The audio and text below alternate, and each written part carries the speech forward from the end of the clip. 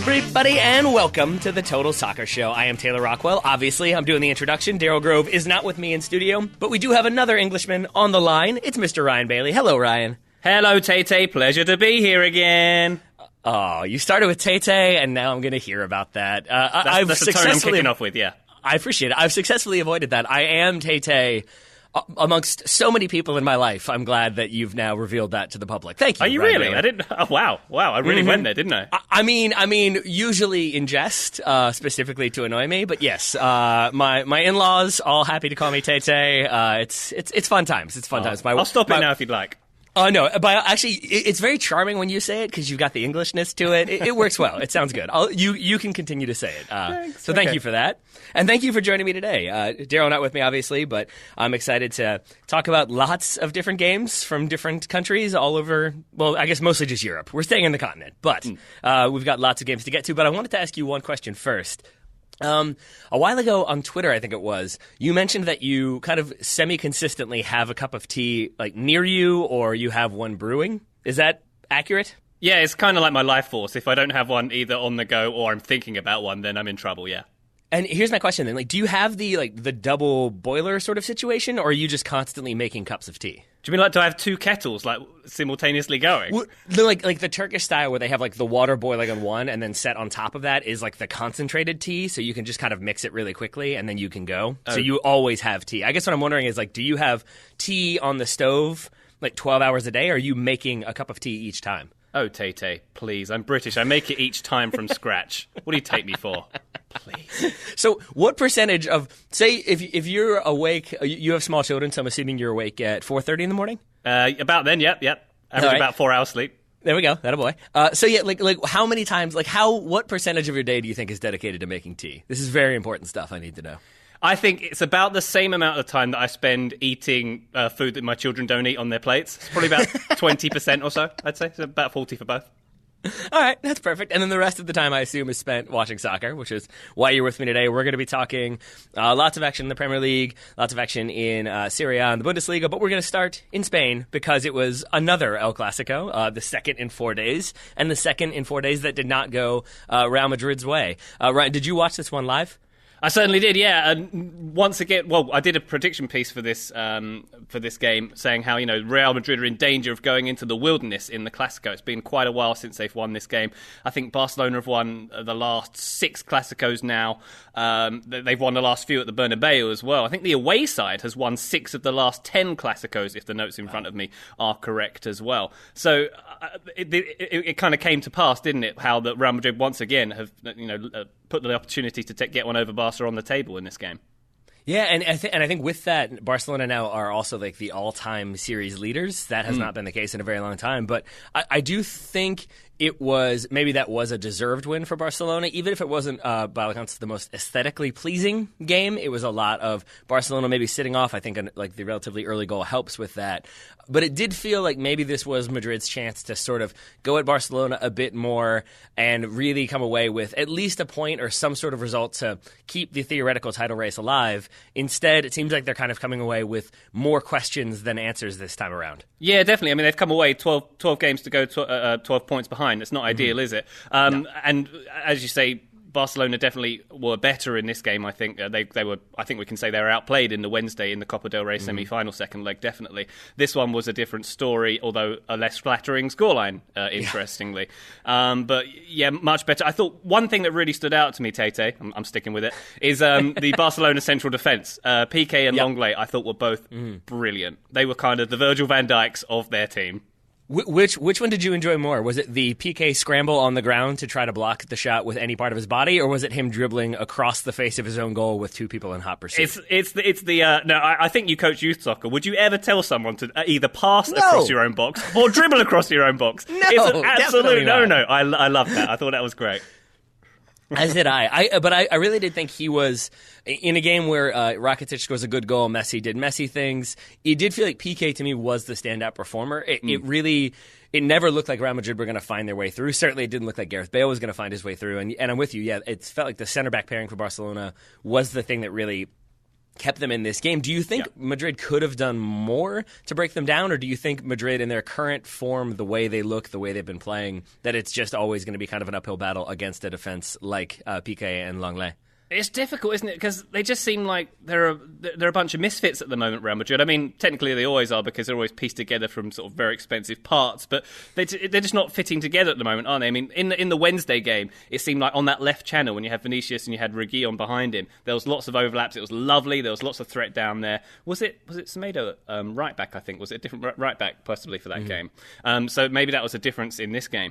But they didn't really have. They still had a bit of that, but I don't know. It just. The whole Real Madrid thing is confusing me right now, Taylor. I don't understand what's happening there. I mean, they're just a shadow, aren't they? They're an absolute shadow. I'm really glad you said that, and I know that like it's always a frustrating thing if you're a fan of the team that won to have the people doing the analysis talk about the team that lost, but tough because I'm with you that like I find this Madrid team to be such a confusing conundrum of.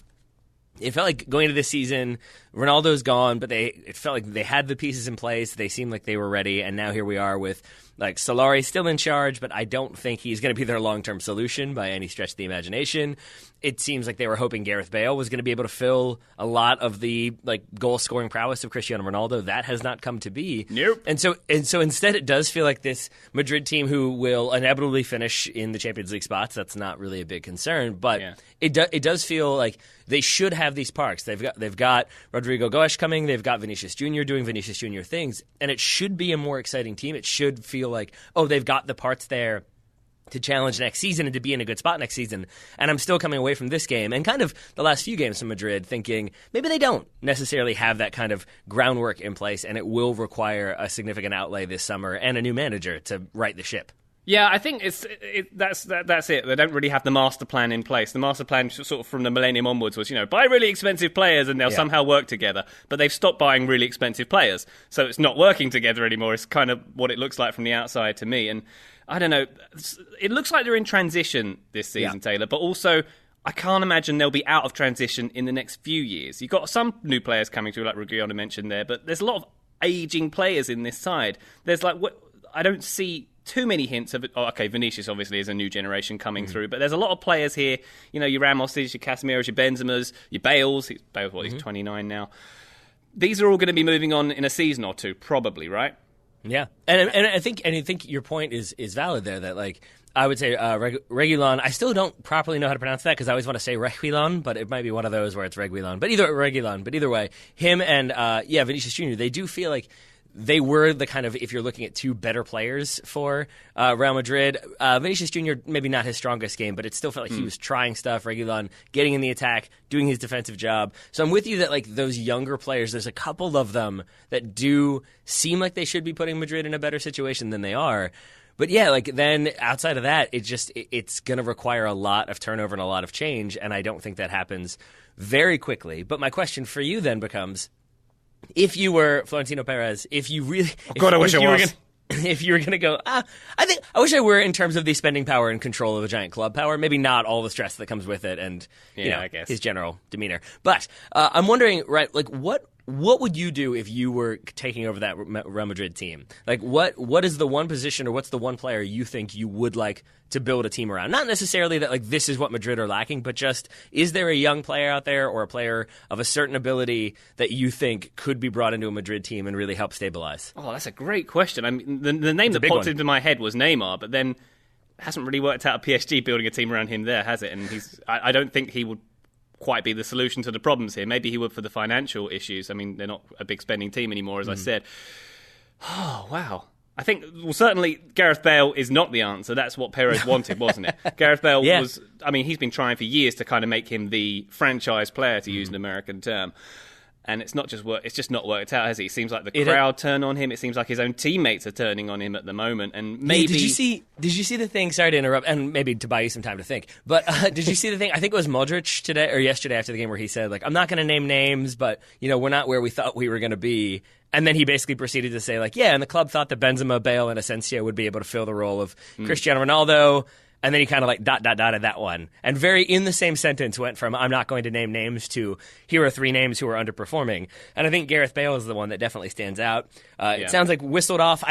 I'm pretty sure those whistles were for him. There was some dispute on that one, but he was whistled off when he subbed out. 20 touches in 60 minutes, only got 1 shot off of a free kick. That is definitely not what Madrid were looking for. So I'm with you that maybe Gareth Bale, I think if ever there were a season when he is gone, it's this one.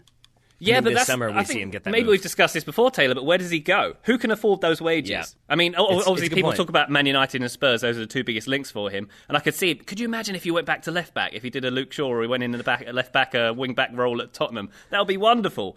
But I'm just not sure they could pay for it. Yeah, I mean that is the issue with him, and so then I mean maybe you're looking at China. Maybe he goes and applies his luck with Guangzhou Evergrande or how are the golf courses out there? That would be the big question. But I mean, you're absolutely right though, because it doesn't seem like he's the player that maybe anybody's going to want to really like lay a bunch of money down on and have to afford those wages. So I don't really know what Madrid do. So again, that's where I'm happy. I'm not Florentino Perez. Yeah, and if I was Florentino Perez, I'd be saying, Madrid fans, what do you want from this guy? He scored like 100 goals. He scored 2 incredible Champions League final goals. He's, he seems to put in his shift when his legs aren't made of glass and he's broken down. I mean, he's got all the technical ability. He just needs, it sounds cliche, but I feel like he just needs a bit of confidence and support from the people around him. And he's not getting that. Maybe he hasn't earned it. Maybe that's a different question. But he's definitely not getting it at the moment. And if he's a confidence player, it's not going to get any better for him in this situation. No, it's not. So we'll leave that one there, and we'll let Florentino Perez and the management of Real Madrid figure out what to do with Gareth Bale. But looking at Barcelona for a moment, as you said, 12 points ahead of Madrid, 7 points ahead of Atleti. So it does feel like they're in a strong position to see out the season. Do you think then, do you expect them to sort of continue to focus primarily on La Liga and their upcoming games? They've got Girona, Rayo Vallecano, but then they've got that return leg against Olympique Lyon. 0-0 in the first leg. They're at home now. Do you think, given the gap they have, that Barcelona will try to kind of balance it and focus on 2 campaigns? Or if they were forced to choose, do you think that La Liga title is their primary goal?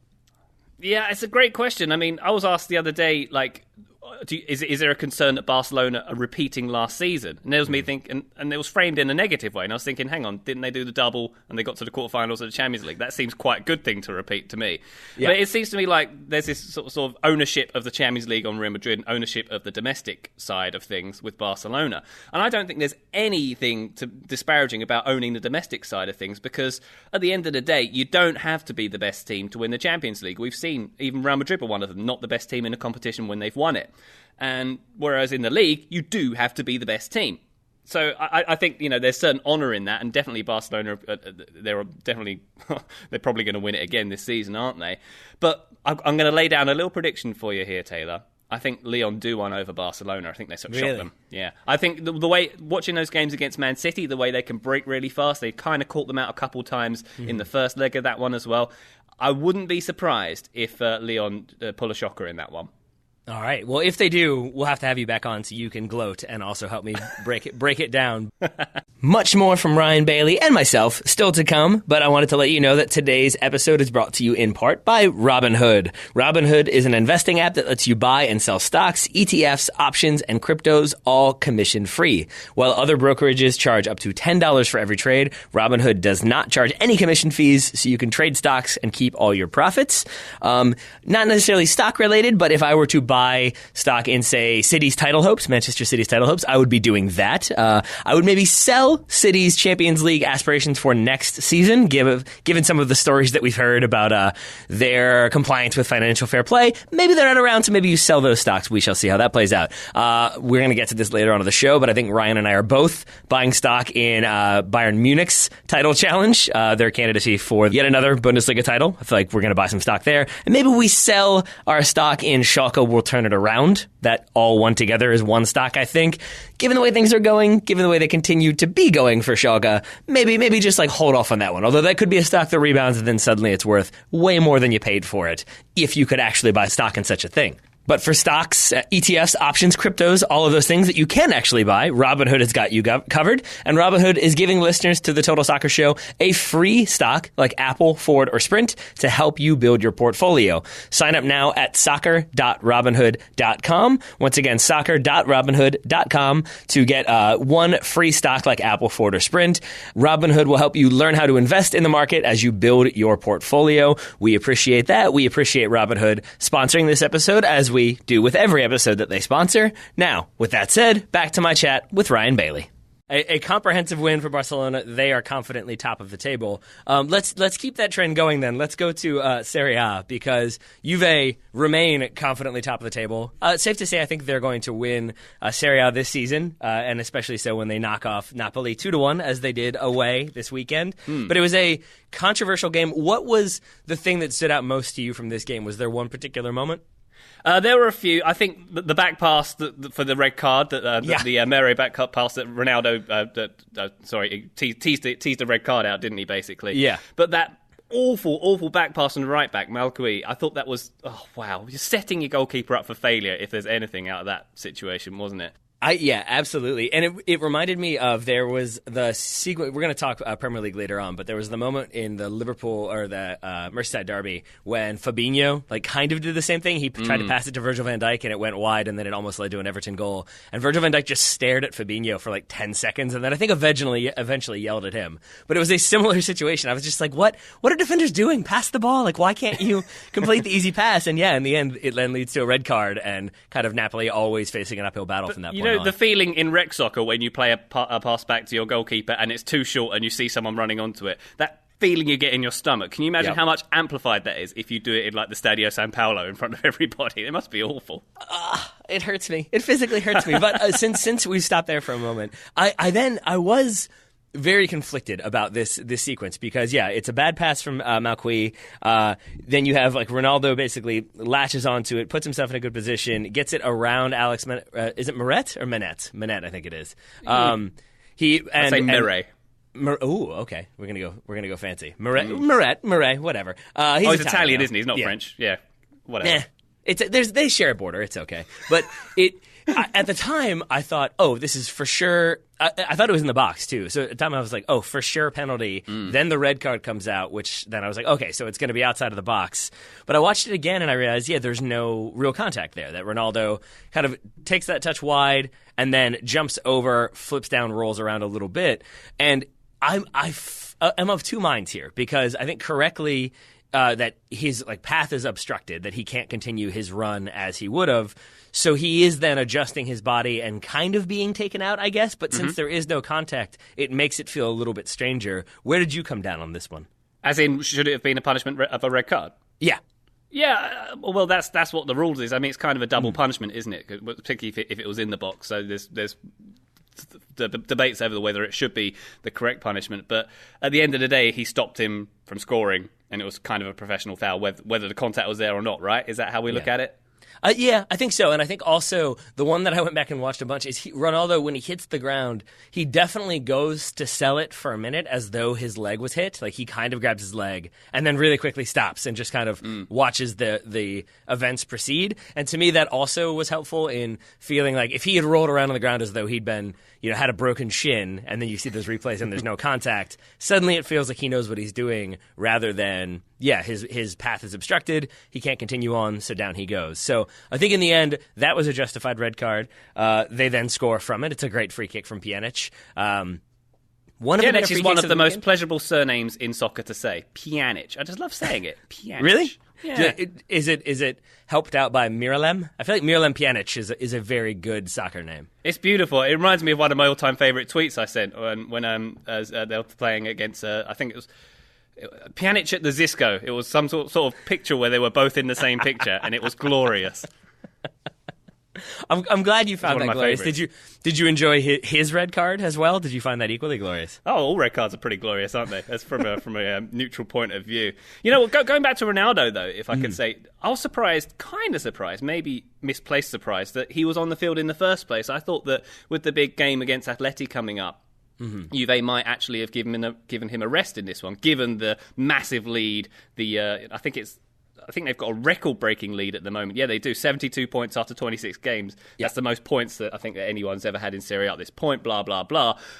And, the gap between them and Napoli is much bigger than it was last season. I figured they might even rest a few, including Ronaldo. So I'm kind of surprised they went full strength on this one. So do you think that's just because you want to, it's maybe a statement game of you don't want to win the league but lose to the second place team? Or do you think it's just that they want to keep the kind of run of form going and make sure that everybody stays happy? Yeah, it's probably a bit of both. I think probably more when you go to Stadio San Paolo, you don't want to send a weakened team. You don't want Brendan Rodgers sending Liverpool B team to Bernabeu, that kind of thing. You don't want to do that, do you?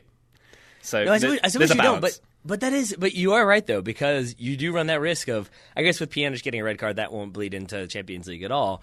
But you do run that risk of if somebody takes a knock, takes a hit, if Ronaldo had getting taken out in a game that you don't necessarily need to win. It's nice if you win. It's a statement game if you do win. But it is a risk. And so I can't tell if that's Allegri being smart and knowing that they really do just want to kill the league off here, or if that's Allegri maybe bowing to the pressure of I need to play certain people because otherwise they're going to get mad. I don't want, a locker room, and then things go south. I mean, I doubt that Ronaldo wants to sit on the bench, so there's probably that. And I'd say that. He does. Ronaldo's gone to Ronaldo. But going back there, if I may, to your point about Pjanic and the red card, and also the penalty decision. For the 84th minute dramatic potential equalising penalty. Was the ref a bit much on this one? I mean, obviously the VAR came in for the penalty, but I thought the second yellow for the handball was it a bit soft? I don't know. He did kind of stick his arm out, didn't he, to be fair? He kind of did, but it felt to me like, and the announcers were on it immediately. The announcers said, what is he doing there? That's just a stupid moment from Pjanic. But it's for those who didn't see it, it's a second yellow, it's a handball, but it's around midfield. It's kind of a chipped through ball. And so then, watching that, and then I was expecting the replay to show, he knows there's a runner going in behind and that he's going to stop the play and it's a professional foul. It feels to me a little bit like he just kind of had his arm up there, and it wasn't stopping a counterattack. It wasn't stopping a goal-scoring opportunity. It felt like he just the ball hit his hand, and then there was a second yellow. It felt a bit strong to me, for sure. Yeah, exactly. It didn't feel like his arm was too much of an abnormal position. He wasn't sticking out a hand or anything, was he? So I thought that was a bit soft. And also, I mean, I know VAR reviewed the penalty review. Was it Koulibaly, I think, was it against? But it was... No, sorry, it was the other one. It was Alexandro, yeah. Sorry, the other one. I'm getting confused. But it did seem like, I don't know. Did you think it was soft?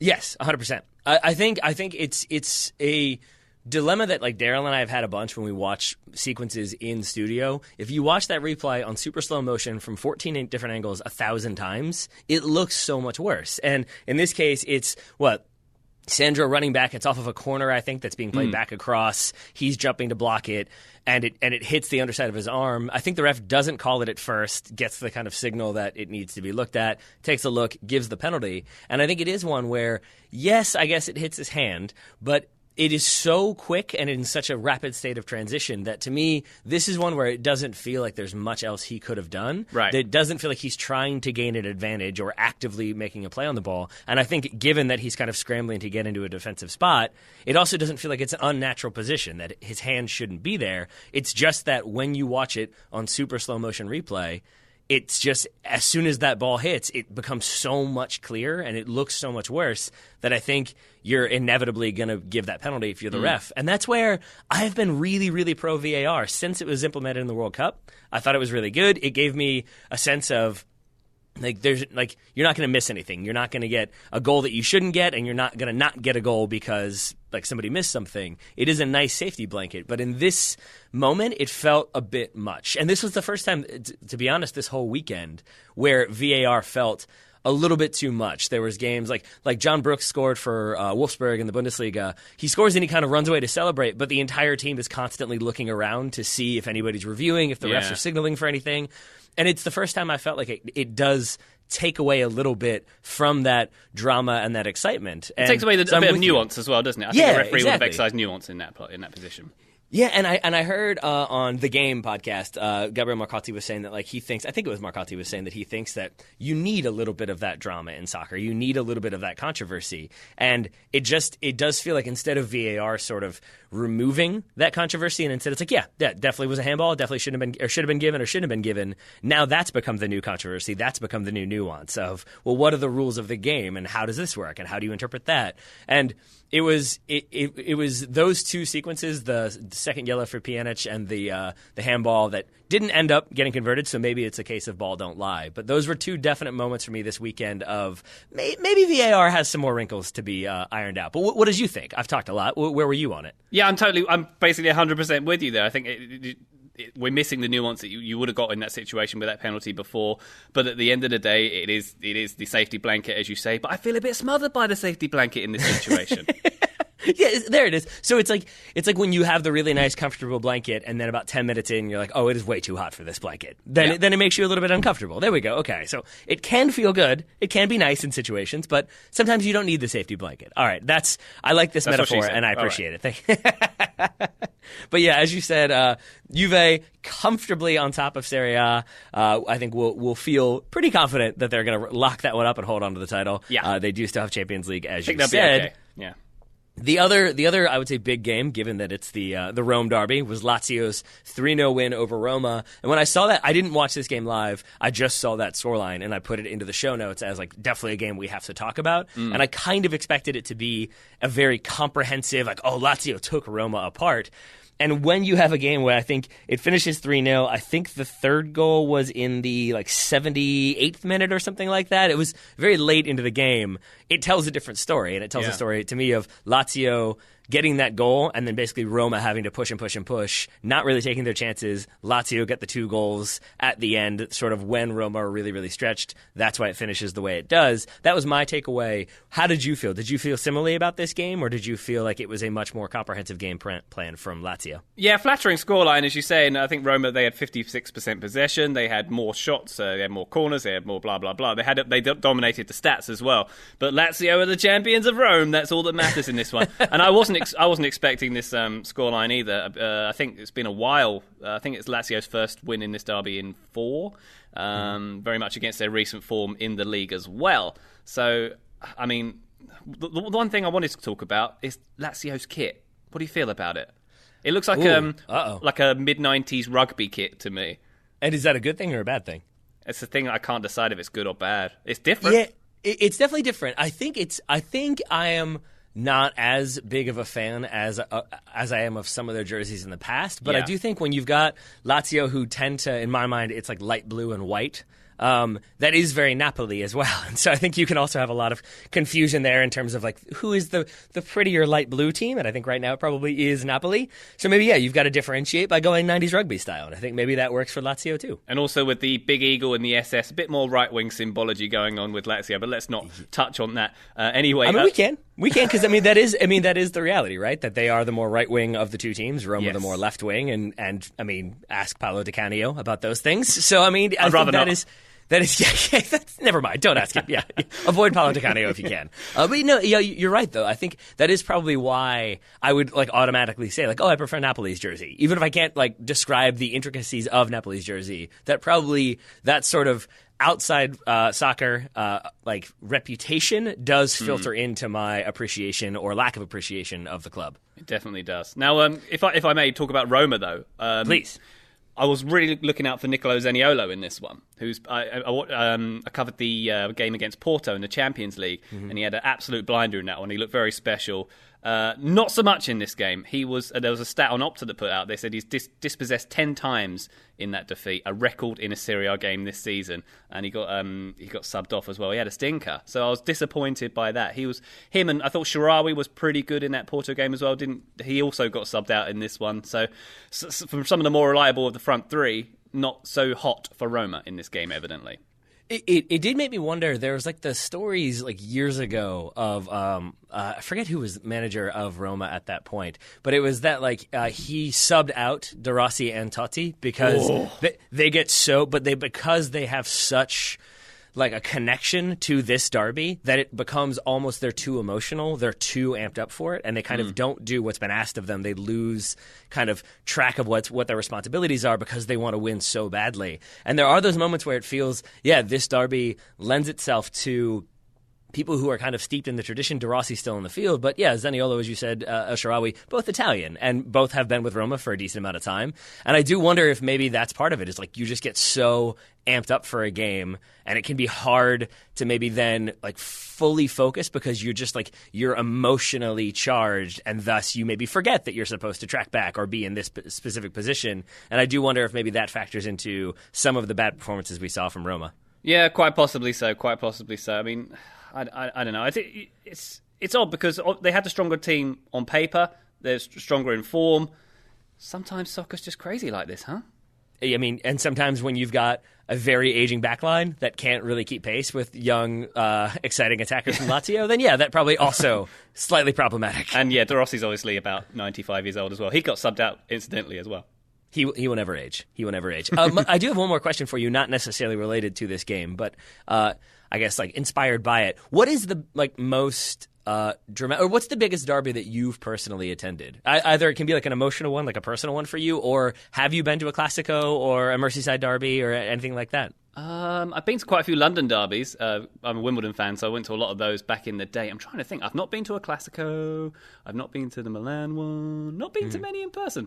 What a disappointing answer. Well, no. Well, then let's go with like the biggest one you've been to. How, like, what is that atmosphere? Is it elevated just because there is that sort of like connection and dislike? I won't say hatred, but I'll say intense dislike. Like, can you feel it in the stands? Yeah, definitely. I don't know how, because when you're in the stands personally, you obviously feel the energy all around you, and I presume that translates to the pitch as well. But in big games, not even just derbies, but in big games, there's just something. There's a feeling in the air. There's more noise, and you'll get bigger reactions to smaller things on the field as well. And I think players probably feel it not just from the atmosphere, but psychologically as well. Going into the game, they know what it means, and it must have an effect on them, right? Yeah, I mean that would make sense to me. The biggest I've been to Galatasaray Beşiktaş and a Galatasaray Fenerbahçe, and those were intense, is how I'll put that one. Yes, so you can definitely feel it. And also maybe you don't want to feel the intensity too much because that means you've maybe gotten sucked in and now you're fighting police. So that's where I try to avoid. The one I always think of, it's a bit of a lower level derby, but Wimbledon playing Millwall. Millwall not got the most fantastic reputation among their fans, but when you sit in the away end at Millwall, where you're ferried in there from the train down sort of a metal tunnel. There's no way you can interact with the home fans in any way. They're segregated all the time. And once you get in there, there's a sort of the stand to the left of where the away fans are. There's a bunch of Millwall fans, several hundred of them, who don't really even watch the game. They just face the away fans the whole time, trying to make eye contact with people, trying to shout things, incendiary things. And I'll always remember when I went to one, maybe I was about 13 or 14, and a guy holding his small child in one arm and doing the slit throat gesture with his other hand. Perfect. I thought that kind of summed up the feeling of that game. My God. Well, it wasn't even one of the biggest London derbies either, by any means. Since we've gone down this path for a moment, I did want to say, like, I don't mean to be disrespectful here. But it's going to sound this way. Millwall is one team that it has always struck me as, like, when you hear about like the Chelsea fans and like some of their racist interactions, you tend to hear it's a very vocal, very minority. And you hear that with a few different clubs when they do have these instances. Millwall are the only club I can say that it feels like it is kind of the majority to me. That, like, they seem to have embraced that reputation of, we're Millwall, we're going to make it very unpleasant for fans to come here. Maybe that's just me watching like too many Danny Dyer movies. That's a distinct possibility. But it does feel a bit more like they're the ones who are more okay with some of that intimidation, is how I'll put it. I wouldn't say it's by any means a majority in the stadium. Okay. I mean, one of my best friends is a season ticket holder. He sits with lots of other middle-class people who make their tea from scratch like I do. But, I mean, I think the problem is with Millwall is that it has that reputation, and it attracts people who don't go to watch the football. They don't. That's not their reason for going. Mm-hmm. And it'll be those people who are facing the away fans. It'll be the people who are seeking confrontation. It'll be sort of the gang element of it. And there's just maybe, it's not that it's it's enabled in any way. It's just there's a greater attraction to it there. But I wouldn't tar the whole Millwall fan base with it. That's fair, but then let me ask this: then, like, how does your fan feel about that? Like, because when you hear about like sort of like the far right wing like fans or whatever they are in like NYCFC, for example, there's been much made of that, unless you're Don Garber and then you don't talk about it. But like there, it feels like there is an active movement to make sure those people aren't involved, to make sure that's not what identifies the club, or that they don't identify with the club or anything like that. And so for your friend who's a season ticket holder, is there that kind of desire to be like, this isn't who we are, like we don't want this out? Or is it just sort of a resigned to like, yeah, that's always going to be a part of it, but they're over there and I'm not going to concern myself with that? I think it's a bit of both. The club do try and stamp it out, and they do, as they do, they segregate the fans. There's quite a complicated way to get membership and, you know, to get tickets to away games and things like that. So they try and known problem makers, they try and keep out of the stadium. But because it has that reputation, because that part of South London, you know, it does attract that kind of thing, then it's inevitable that some of it creeps in, unfortunately. And I mean, my friend who goes, he's got nothing to do with that kind of lifestyle. It's just that's his local team who happened, you know, he got the shirt when he could barely walk, and I mean, when he was 16 or 17, joke. But he got it when he was very young, into the club when he was very young, and you know that plays no role in his fandom at all. Okay, that's a good reminder. I'm glad we had this conversation, because, like, for me, I grew up supporting the Washington professional football team, and it has been lately one of those like I still would say I'm a fan of the Redskins, but I have those moments of just like, ugh, like this is not ideal. But it has never occurred to me to like not like cheer for them and not support them anymore. So it is that kind of, you can have those embarrassing or like outright racist or whatever like incidents in your club, but it's still like you still feel a connection to the greater organization. So I think it's just because for me, like I feel that way. I bring up the Redskins to say, but for me, I'm like, oh, but like Manchester United, I've never been to Manchester, but that's the team I've always rooted for. But like if they do end up getting owned by the Saudi government, that will probably be it for me. I will probably stop actively supporting them the way I have in the past. But if you're born in Manchester and have worn red your entire life, you probably don't have that luxury. So it is the conundrum of the foreign fan versus the born into it fan, I suppose. Fandom's a funny thing, isn't it?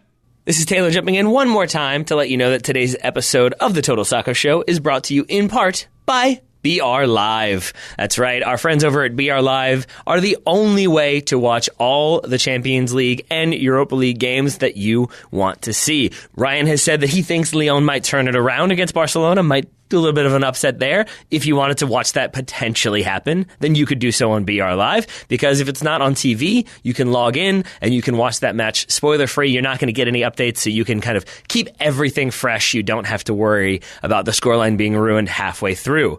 But you can also use their services to watch the UEFA Youth League, some Scottish Premier League games, many, many other good competitions out there available on BR Live. But the big one, obviously, is the Champions League, which returns next week. It's second legs and a lot of games, lots on the line. The next round awaits for some teams, for others, looking in Manchester United's direction, maybe less so. But we shall see. And if you want to see those games happen on your computer, streaming with no spoilers, you can get all the games available at brlive.com.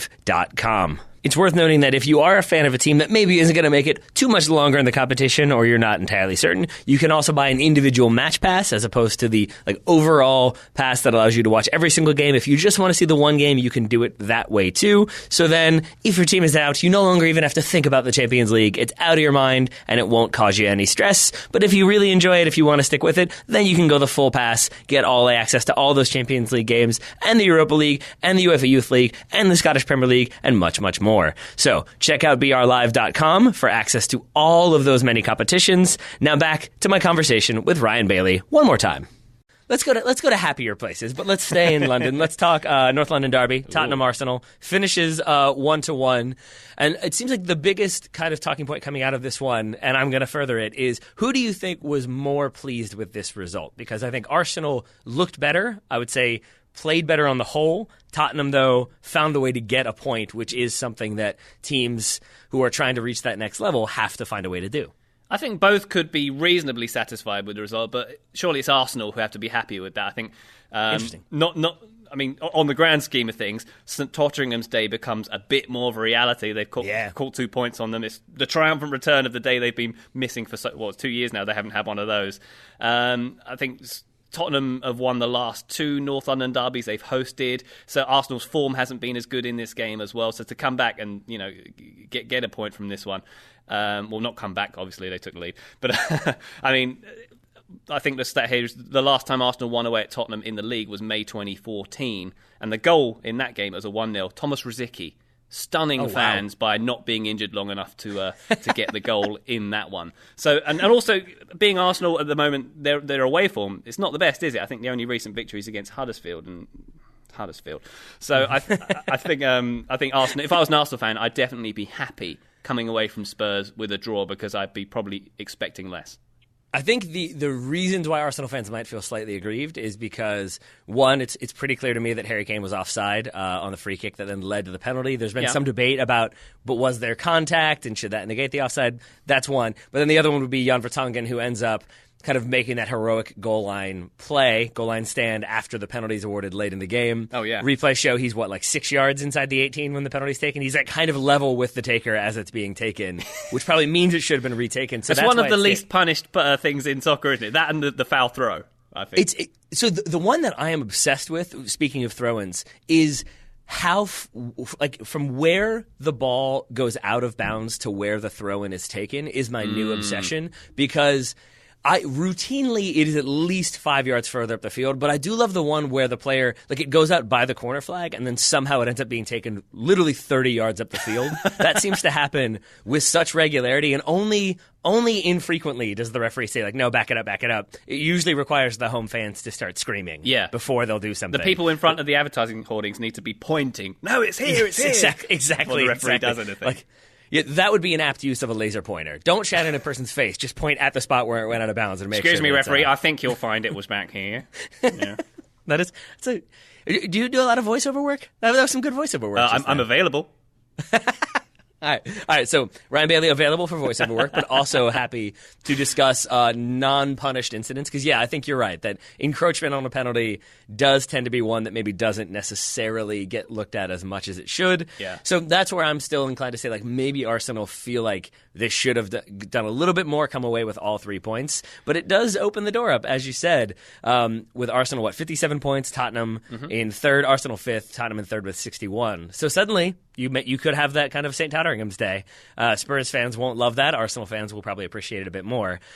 Where do you think this ends up with those two? I'm inclined to say it probably still finishes Tottenham ahead of Arsenal. Where are you on that one? Yeah, I think maybe Tottenham will end up in fourth and Arsenal fifth. Maybe that's where it ends up. Man United jumping out of the meat in that London sandwich to go above them both. Maybe that will be my prediction for the end of the season, which is only, 9 games away. Wow, where's this season It's gone? insane, right? I know. It's strangely felt like a very long season and also a very short season. Yeah. But, much still to be discussed. But on the subject, if I may, on of the controversial incidents in this game, the Harry Kane penalty, I mean, obviously, when it was given, at least 6 Tottenham players were offside, weren't they, when that cross came in, right? So, but that wasn't a problem for me because I felt that the penalty that was given to Aubameyang for what was Sanchez that brought him down, wasn't it? I thought it was pretty soft as well. So for me, that kind of cancelled one another out.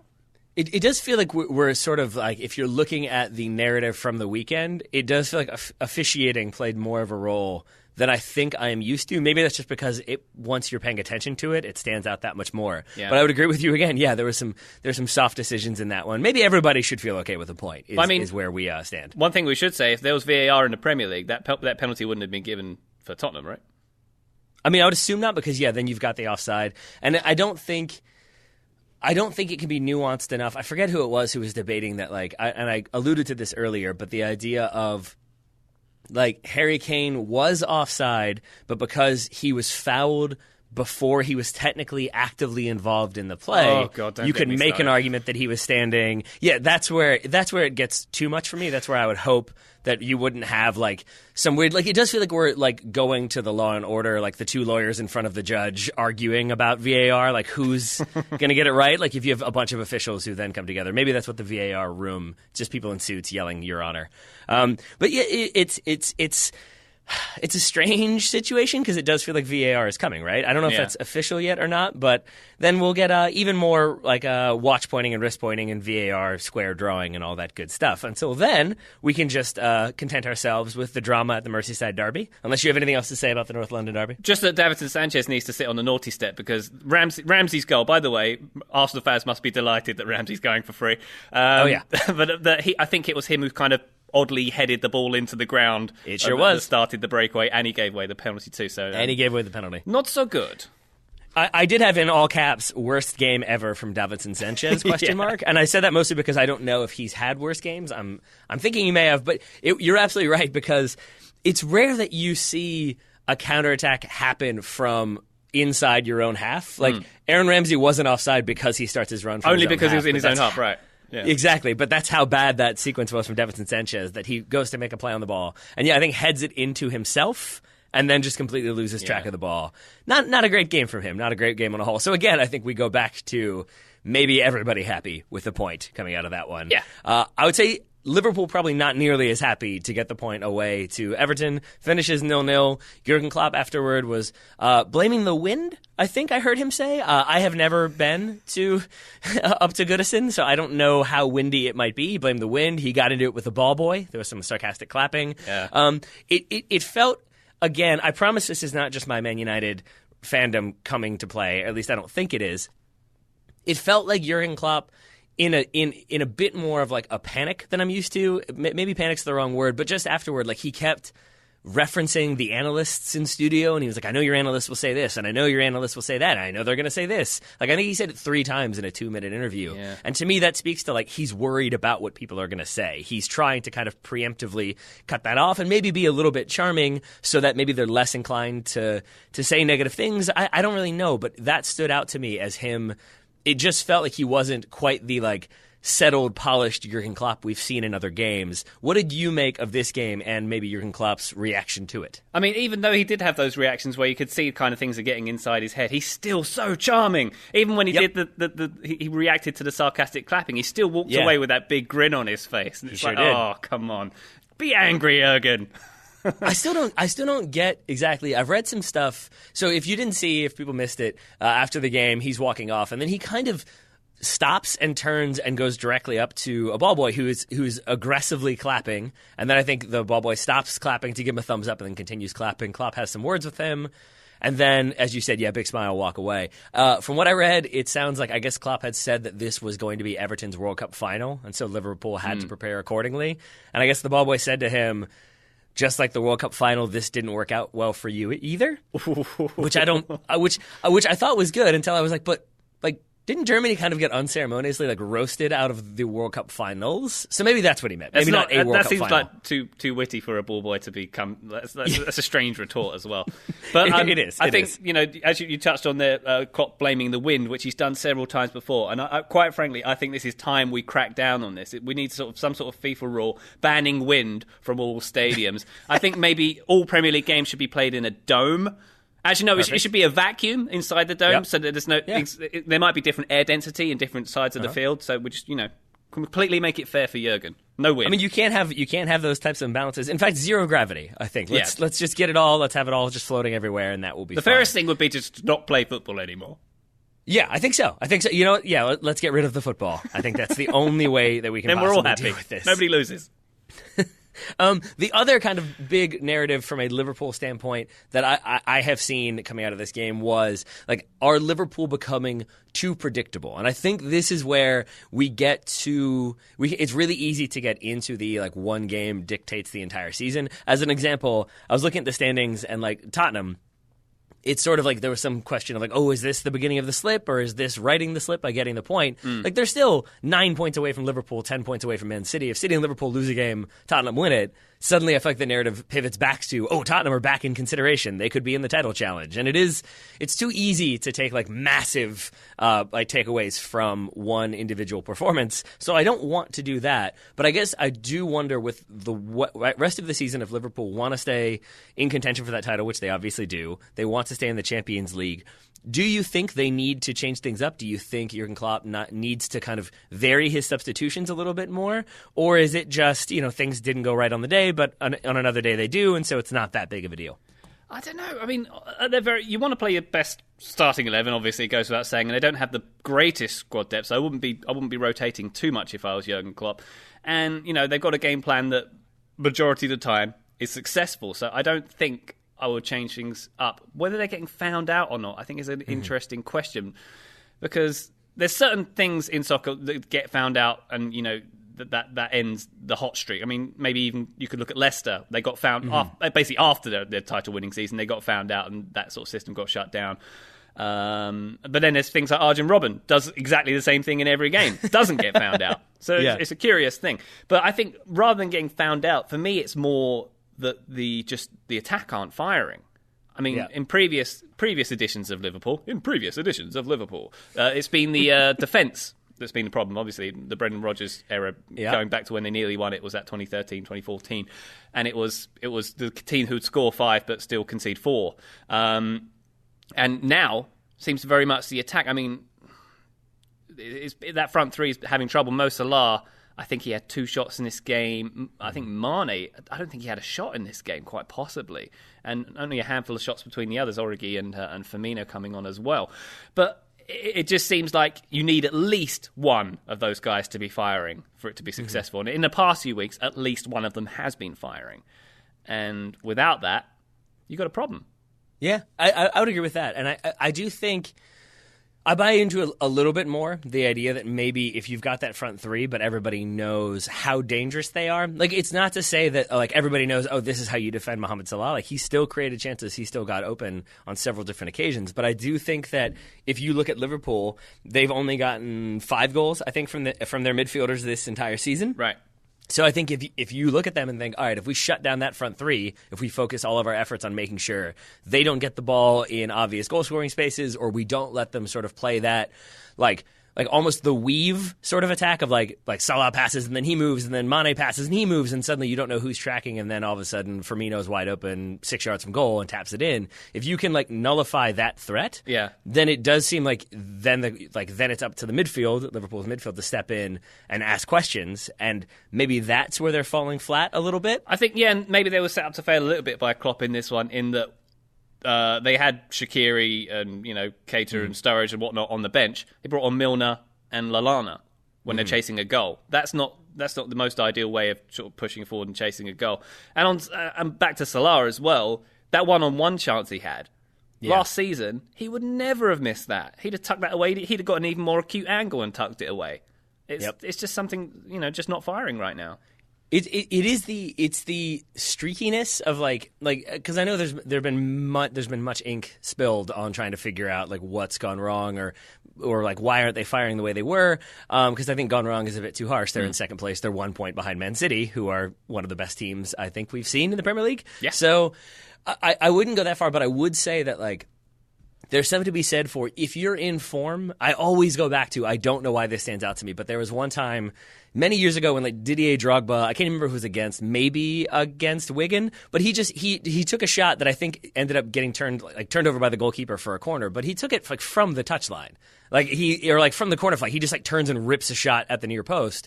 And the commentator in that moment said, when you're in the form that he's in, you shoot from anywhere you can. And I do think that if you're in that form, if you have that confidence, you don't really have to think. You can just sort of know instinctively, this is where I want the ball to go, this is where I'm going to put it. But as soon as maybe you have just a little downturn in form, or you don't have that level of confidence, as soon as you have to think for one more second, or if Jordan Pickford is running at you and instead of just knowing the angle and slotting it home, if you're thinking, wait, what's he doing? Oh, he's actually made there. Okay, I'll take a touch more. I do think that extra little half second, quarter second, tenth of a second thought can be the difference maker. And that's kind of where I go back to, is I don't think that Mohamed Salah is a bad player. I don't think he's been found out. I don't think he's passed it or anything like that. No. I just think that he's the type of player who the next game, if he scores 2 goals, the game after that, he probably scores 2 goals because he kind of gets that rhythm and then keeps it going. So I don't think Liverpool fans need to be as concerned as the media maybe have made out in the reaction to this game. Right. But yeah, at the same time, maybe score some more goals. At the same time, it is a drop in form at the worst possible time to have a drop in form, isn't it, for him? This is true. And I mean, I cover Man City for The Athletic, as you may know, and I sort of predicted earlier in the season that Man City had their kind of drop around Christmas time when they lost a couple consecutive games. And I said, don't worry, Liverpool's drop is coming, and Man City are going to overtake them and win the league. And that's kind of, not to toot my own horn, Tay-Tay, but that's kind of coming to pass, as we say it, toot-toot, right now. Because if you look at that last 5 games, they've got 2 victories against Watford and Bournemouth. You know, they have to score 5 goals against Watford. I think that's in the law somewhere. And it was Bournemouth they got the other win against. The others, all 0-0 draws. So that drop in form is kind of coming now. And as we say, the front line there, they are dropping in form at the worst possible time. Whether it's that coincides with the fact that we're getting to what we'd call squeaky bum time in the Premier League, from the Sir Alex Ferguson phrase. I think maybe that plays into it. A little bit of psychology comes into it too. One more question for you from this game. It's a much bigger question, though, that I need your help kind of figuring out. Oh, gosh. Is Marco Silva a good manager? Because I really, since his, Watford days when Everton were first linked, it was just kind of talked about as oh, yeah, of course, you want to get him. If you're Everton, that's the man for you. And I never quite got it. Not to say that he's a bad manager, but it's just one of those things when you hear everybody saying a thing. I was sort of looking around are we all sure? Are we sure this is the case? And so then when I do watch Everton, there are times when they look very well organized. And in this game, there were moments when it felt like Everton should win. We're more than capable of winning, should have won this game, but didn't, and maybe missed some chances here and there. And it felt like he did make some tactical adjustments within it to make them be in a stronger position. But then I have also seen games when Everton just look completely unmotivated, not up for it. Their tactics are kind of wrong, and then they drop points when they probably shouldn't, which is why they're in 10th right now. So I'm wondering, where are you on Marco Silva? You don't necessarily have to say he's the best. You don't have to say he's the worst. But I'm just wondering, what do you think of him as a manager, or what have you thought of him in the last couple of years? I'll answer your question with a question, Tay-Tay. Perfect. If he was a great manager, would he be on his 3rd job in 2 years? This is a fair question. I mean, but see, if it's moving up in the world, then doesn't that mean that he is kind of ascending to the next level? Okay. Yeah, you could say he's zigzagging up the ladders, but he's kind of getting this reputation now of being a good short-term manager, gets that new manager bounce and gets the team going, but then sort of it tails off, doesn't it? And I'm sure you could talk to fans of his previous teams who would say that what you spoke about, the inconsistency of and the lack of motivation, was something that crept in at the previous clubs. And I mean, I think Andy Robertson came out saying, at Hull he was fantastic. I absolutely love Marco Silva before this game, and I'm sure he's got his fans on the field. But it just comes back to, I feel like if he was really a truly amazing manager, he wouldn't quite be bouncing around like this. All right, that makes sense to me. I can take that. My other question for you is, he might be the manager that to me looks the most like a couple different celebrities, but I feel like he looks like a celebrity to me. Do you have a celebrity doppelganger that you can think of when it comes to like managers that you're aware of? Because I think of Marco Silva as looking either like Colin Farrell or the lead actor from Numbers, the David Krumholtz TV show. I swear, every time I see Marco Silva, he just looks like a different celebrity to me. But that might just be me, again, being confused by Marco Silva. Maybe so. Maybe it depends on the distance at which you're looking at him from as well. Could look like a dot different people. And the rose coloring of the glasses that I'm looking at, perhaps. I know we don't have too much more time. I don't want to keep you on the line for too much longer, but we probably should talk a little Bundesliga before I let you go. Yeah. We do seem like we have a title race there, but that's not where I want to start. I want to start with Schalke because I did not see this coming. This is another one I didn't see live. I was at a wedding on Saturday, so when I saw the score that night, I thought for sure that my app had switched the scoreline because they lost 4-0 to Fortuna Düsseldorf, the newly promoted Fortuna Düsseldorf, at home. Not a strong result. Afterwards, Domenico Tedesco, the manager, and the players went over and had some conversations with the Ultras. I think they were trying to apologize. I believe the Ultras stripped the captain of the armband. Such was their displeasure. I'm assuming you've seen at least some of the footage here. But overall, with the way things have gone for Schalke, Domenico Tedesco still in charge.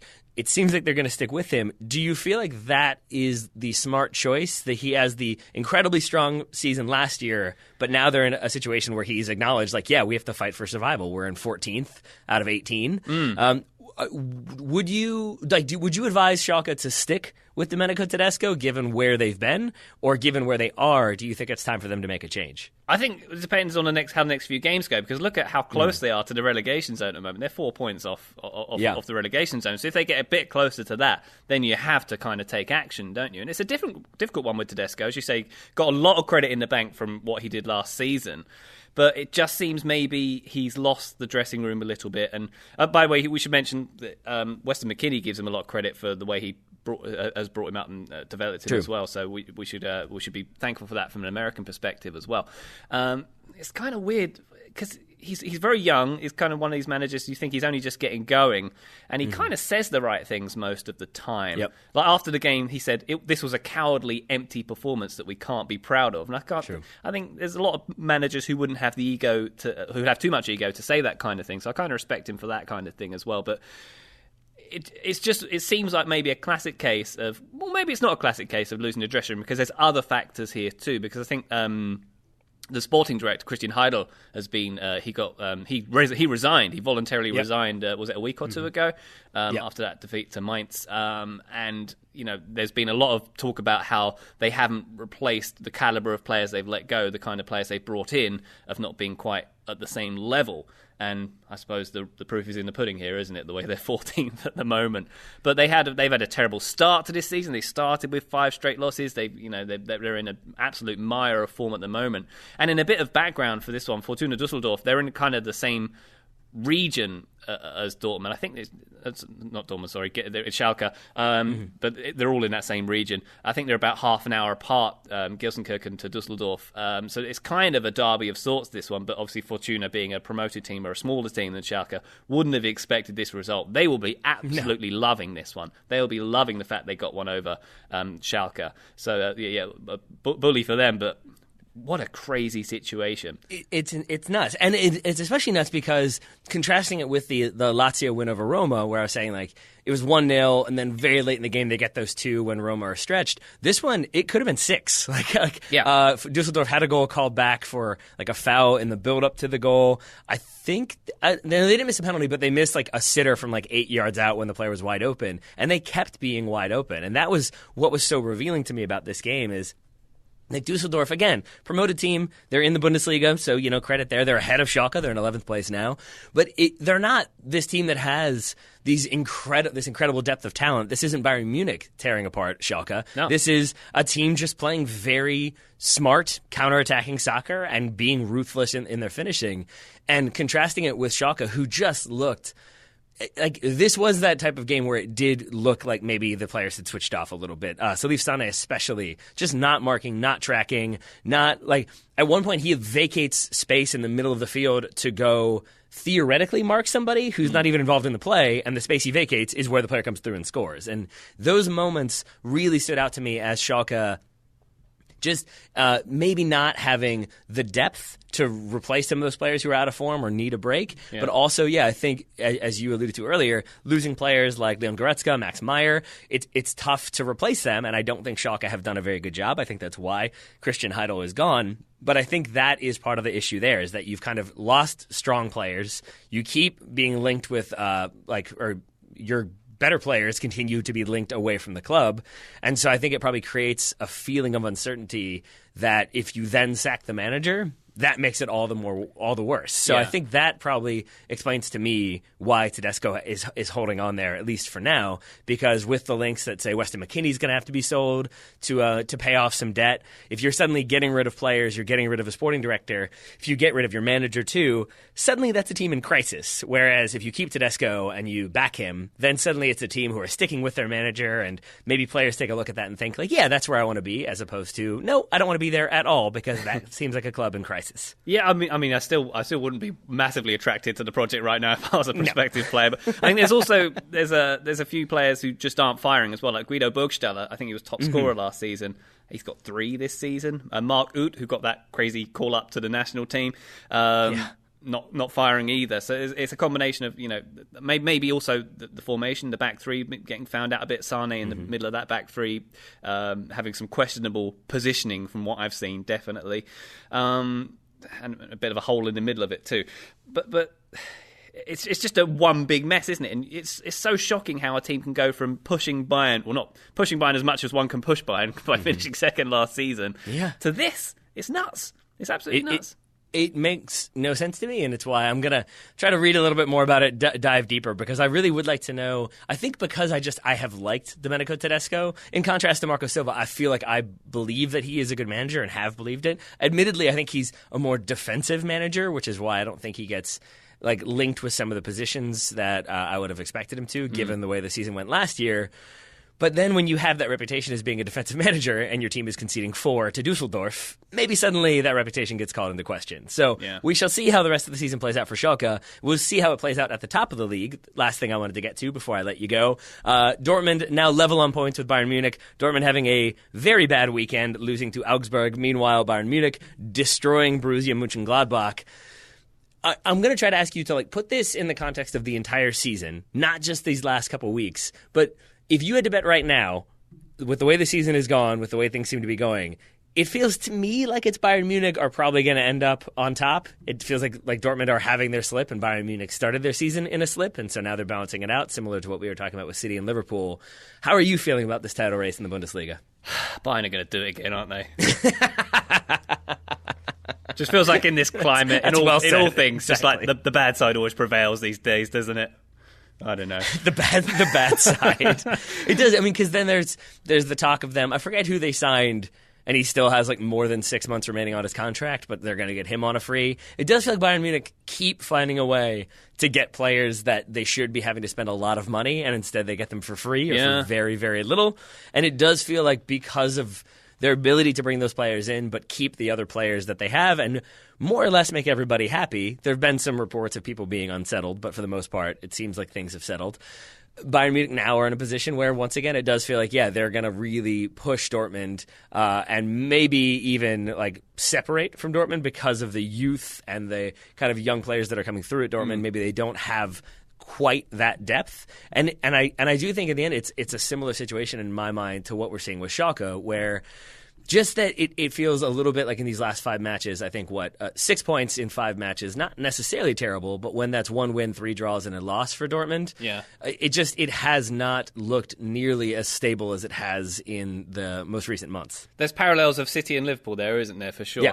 And it's unfortunate for Dortmund. They got double Bavarian this weekend with Augsburg and Bayern taking the points, basically, which is, I don't know. I'm not going to look up on what that phrase might mean in other contexts, but anyway, you never want to get double Bavarian. Let's give full credit to Bayern. Won 11 of the last 12 games. They had a pretty poor first half of the season by their standards, and stuck with Kovac, and they've turned things around very nicely. And also, that Lewandowski turn and shoot thing that he did for that. Was it the third goal? Big fan of that.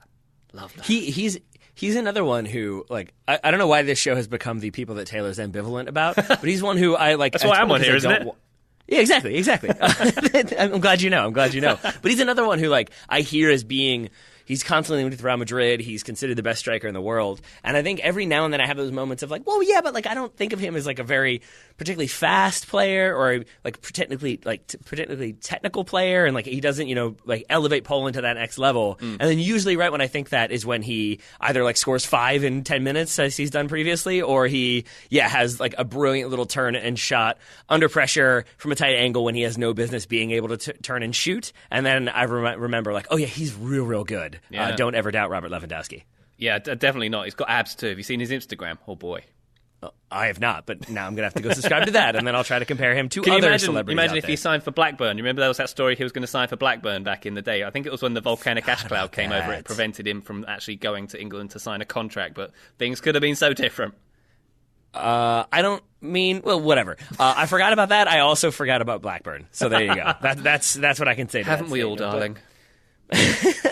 But I have not forgotten about how wonderful it is to chat with Ryan Bailey. Ryan, thank you for taking more than an hour of your day to talk to me about all things European soccer. I very, very much appreciate it. Tay, my absolute pleasure.